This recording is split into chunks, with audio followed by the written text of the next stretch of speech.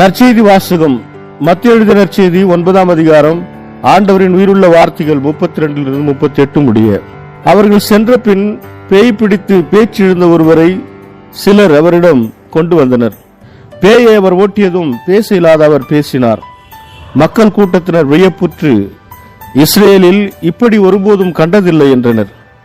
ஆனால் பரிசேயர், இவன் பேய்களின் தலைவனை கொண்டு பேய்களை ஓட்டுகிறான் என்றனர். இயேசு நகர்கள் சிற்றூர்கள் எல்லாம் சுற்றி வந்தார். எங்கும் அவருடைய தொழுகை கூடங்களில் கற்பித்தார்.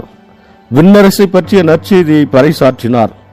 நோய் நொடிகள் அனைத்தையும் குணமாக்கினார். திரண்டிருந்த மக்களை அவர் கண்டபோது அவர்கள் மேல் பரிவு கொண்டார். அவர்கள் ஆயிரல்லா ஆடுகளைப் போல் அலகழிக்கப்பட்டு சோர்ந்து காணப்பட்டார்கள். அப்பொழுது அவர் தம் சீடரை நோக்கி, அறுவடை மிகுது, வேலையாட்களோ குறைவு. ஆகையால் தேவையான வேலையாட்களை தமது அறுவடைக்கு அனுப்பும்படி அவருடைய உரிமையாளரிடம் மன்றாடுங்கள் என்றார்.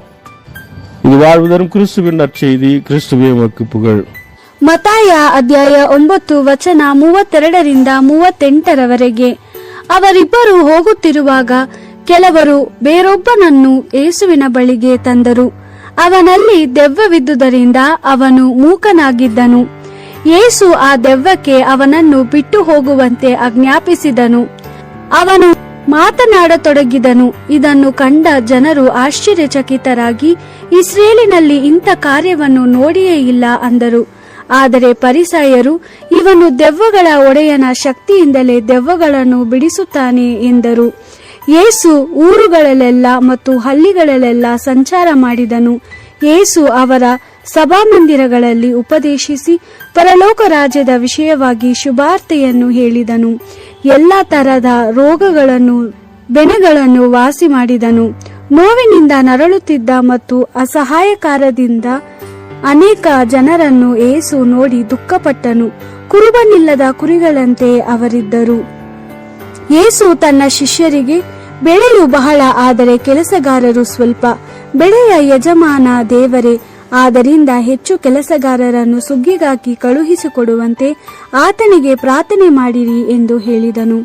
ದೇವರ ವಾಕ್ಯವಿದು. ದೇವರಿಗೆ ಕೃತಜ್ಞತೆ ಸಲ್ಲಲಿ. Gospel according to Matthew chapter 9 verse 32 to 38.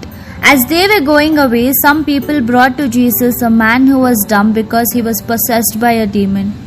When the demon was driven out, the man who had been dumb spoke. The crowds were astonished and said, "Nothing like this has ever been seen in Israel." But the Pharisees said, "It is through the power of the head of demon that he drives out demons." Jesus went around all the towns and the villages, teaching in their synagogues and proclaiming the good news of the kingdom.